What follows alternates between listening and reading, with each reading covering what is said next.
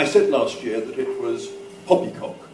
I'm not sure how that word translates into French, but it is poppycock to think that the city could exist in its present form if the UK was not part of the single market in financial services, and I stand by that statement.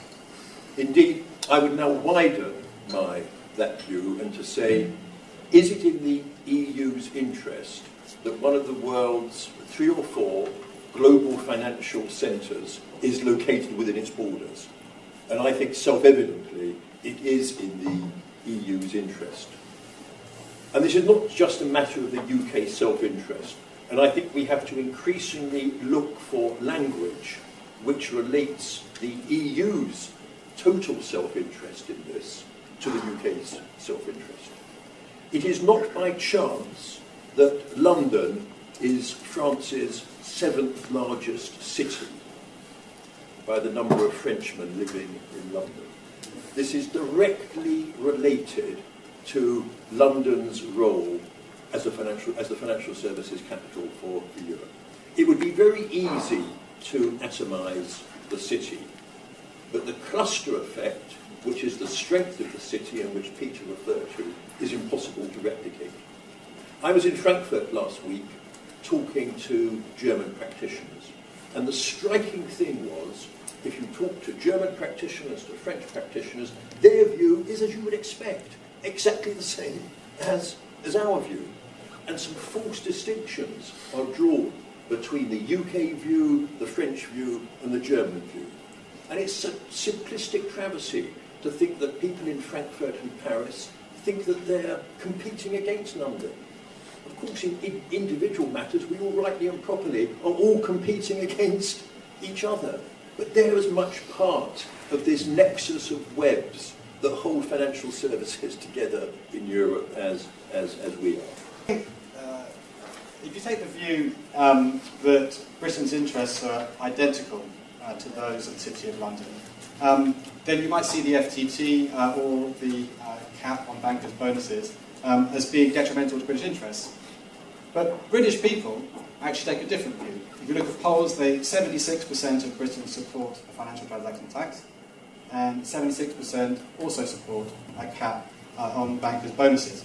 So in that respect, Eurozone and British preferences are not drifting apart. They are perfectly aligned. It's rather David Cameron's position that is out of line with the preferences of the British people.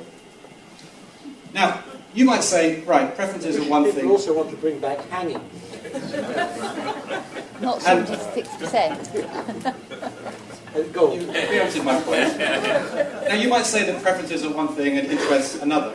And to put it bluntly, you might say that just because British people think it's a good thing doesn't necessarily mean it's in the British interest. And it's true that a cap on bankers' bonuses is a rather crude way of trying to limit bankers' asymmetric compensation for gambling other people's money. And while the FTT might reduce undesirable trading, it might also reduce desirable trading. But the broad thrust, I think, as Michel Barnier pointed out, of stronger EU regulation of financial services is positive, and in my view, in Britain's interest. Let me conclude with this point. I think actually often the real threat to British interests in Europe, the real threat to those of the City of London is actually the current government. Because how on earth does it serve British interests to have an often hostile attitude to our European partners? How can one aspire to be at the heart of Europe if one seeks to opt out of almost everything? How can one seek to defend the integrity of the single market while asking for special treatment in financial services, especially because QMV in single market issues was a key achievement of Mrs. Thatcher?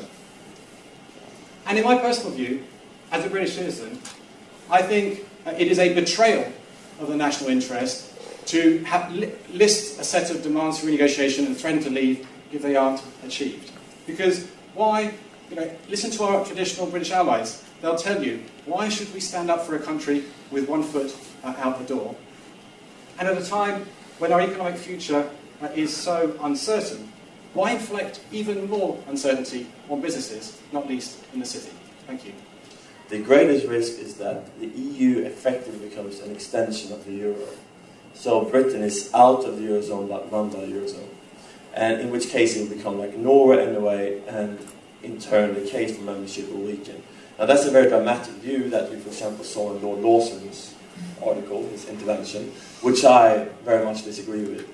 And it's amazing to me, just to continue sort of this British Eurosceptic bashing a bit, that there are some British Eurosceptics who believe that Europe can do nothing right.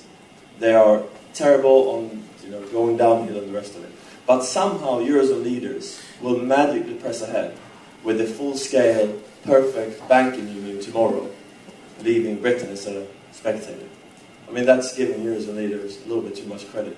So I think the truth will be somewhere between. There will be more Eurozone integration, and Britain will have to respond to that as we have discussed. And I think there are basically a few things that need to happen for the city to maintain its position. I think it's fully possible. I mean, first of all, the Commission will have a key role here. The Commission and the European Court of Justice, they have to take the single market seriously. And I'm a bit concerned about the bank resolution structure being introduced on the single market article. And I just wonder how that would play out. The second thing is that the European Court of Justice in particular have to rule in favour. I cannot have an inherent bias towards the Eurozone. There's a key court case, which I think you addressed, Peter, going through at the moment over UK-based clearinghouses, and whether they can continue to clear derivatives contracts in euros and still be based in UK. We don't know exactly when the ECJ will deliver its ruling on that, but I think if the ECJ was to rule in favour of the ECB on that one, it would be a big blow to the City of London. And the President will be very concerned.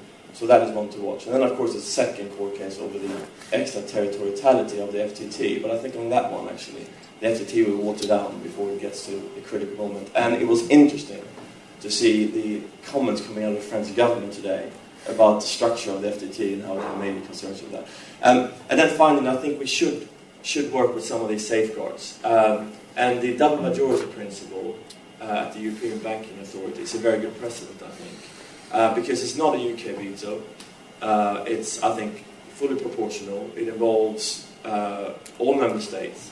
And it's done under the auspices of trying to protect the single market as opposed to giving the UK a special exemption. So I think there are several things we can do. It's not all doom and gloom, and it's not only about the Conservatives, sorry. To the banking union issue, I think we shouldn't of course it's very important, we all agree that the banking union should be there, that it should be established, but at the same time we shouldn't overestimate the importance of the banking union for other parts of the markets.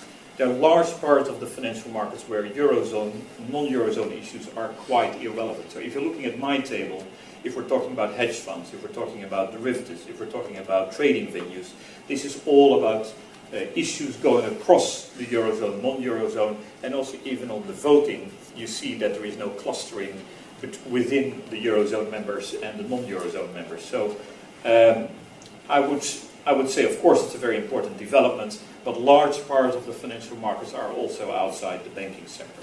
And I think it's also very important when we further work on the single supervisory mechanism is to really focus it on the banking issues and not try to go in the direction where we put other market participants, possibly CCPs, into the single supervisory mechanism. Because what you start to do then is basically start a mini EU within the Eurozone. So fully understand that the single supervisory mechanism needs to be there.